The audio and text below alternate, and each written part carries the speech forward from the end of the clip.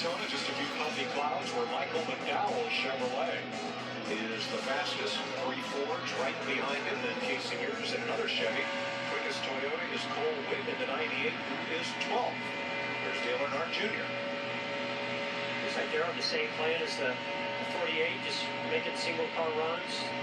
You're probably going through a lot of different adjustments as far as heights, setup things that they can see. Did that contribute to a little more speed? Did it affect the handling? They're not going to really learn much on handling right by themselves, but they certainly will see the clock and what kind of speed they have. I see the RPM, Jeff, and that makes me think they've gone to a little bit lower gear. A bunch of these teams have, because I'm seeing a whole much more RPM than what we were seeing in practice on Friday. I don't think we ever saw 84, 8,500, yeah, 82, 83, it's maybe a good 84. point, because once they pull the tape off, they might know that that's going to slow the cars down a little bit. They might want to avoid here. Play a little bit of PlayStation with these equipment. Earnhardt completes this lap as we get out of the garage and Matt Yoakum. Michael Ott for Greg Biffle, the 16 bunch to work on. So you got a new spotter this year and Freddie Kraft, but also working on the mirror and then also working about your car, different sections of the track. Yeah, we were working on, being able to run the top, the bottom, the middle, and the guys wanted to try a few different things, lowered the car down a little bit to see if it was going to hit the racetrack, but, not quite going as fast as we're going to go in a 30-car draft or 25-car draft in the 150, so really, really happy with the speed of this car. This car's driving really, really nice. Everybody's done a great job on the KFC car. Just can't wait for tomorrow night. Good luck. He starts 11 in his tour, Mike. If he wins it, we'll call him the Colonel. Why not? Here's Clint Jim Boyer. Gaffigan. That's what we should call him. Now, guys, he's driving for H. Scott Motorsports. He spent 6 years driving for Richard Childress Racing, 3 years over at Michael Waltrip Racing, but this is the first time that Clint has raced a carbon fiber seat. I talked to Steve Addington, his crew chief. He said they spent a lot of time on Friday with the Unlimited car, getting him used to it. I talked to Clint yesterday, Jeff, and he said he's really having a tough time adapting to this carbon fiber seat versus an aluminum seat. Yeah, you can see a crew member getting in there. I don't know if that has to do with the seat, but yeah, there's definitely a big difference between the carbon fiber seat and an aluminum seat. Obviously, those materials completely different, but what I've seen happen, and I remember when I went to the carbon fiber seat, so first you have to just get the positioning right. You pour a mold, but you're doing it in a fixture, in a shop. You're not really doing it at the track while you're testing. And so, as we see Chase Elliott doing another run to pit road here, that would look a little smoother, I think. Well, you notice the flames coming out the tailpipe. I mean, he's downshifting that baby, getting on pit road. Yeah. I mean, that's what he's trying to do, I think. And now it looks like he's got a clear run into and out of his pit. All the way down there where his pit's. That's where he will And so pit tomorrow. Yeah, what you're trying to do is see what kind of grip level the tires have, how deep you can drive in there. Now, what you have to be real careful in this situation, in race conditions, those tires have a lot more heat in them, a lot less grip. If you try to drive into the same spot and carry too much speed in there, you're going to slide right through your pit, which we see a lot here in Daytona. I want to step back real quick on the carbon fiber seat. The biggest adjustment that I had, it's very rigid. It's a very safe seat. It's a great, from a safety feature, it's fantastic the way it holds the belts and the head supports and everything. It's very rigid. You feel all of the vibrations in that car coming through your body more than you ever did before.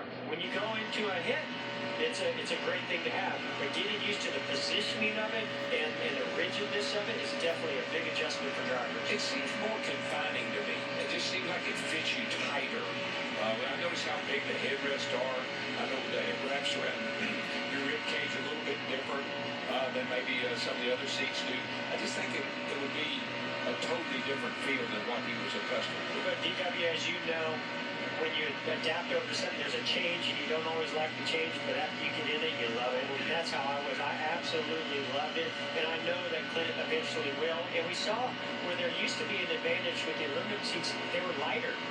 Because you would think carbon fiber is lighter, but there was a weight requirement for carbon fiber seats. So a lot of teams decided to stick with the aluminum seats, but they started changing those weight requirements on the aluminum seats as well.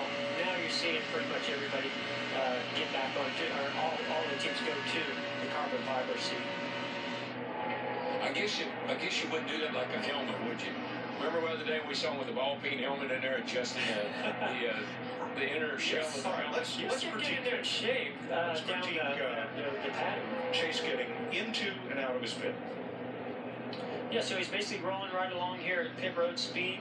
And it looked to me like he carried a little bit more speed this time. I think the time before that was a little bit conservative. Now, if we could listen into radio, I wouldn't be surprised if somebody's giving him maybe a 5 or a 10 count, and that he's getting between his visual and what they're telling him in his ear. Sometimes it's the crew chief, sometimes it's the spotter, counting him in to that. All right, now you're coming out to Brad Keselowski. Hello. Coming in hot. Hello. Former runways. Coming in.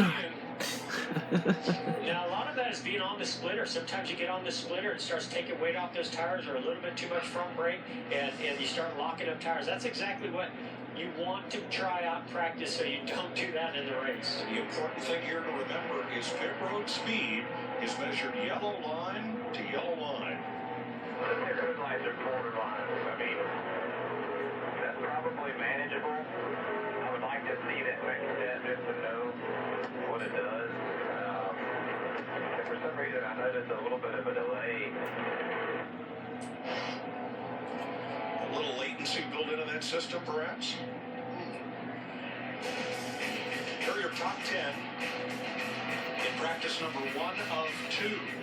There'll be a short intermission on track, but we will stay right here, including Larry McReynolds' sit-down with Dale Earnhardt Jr.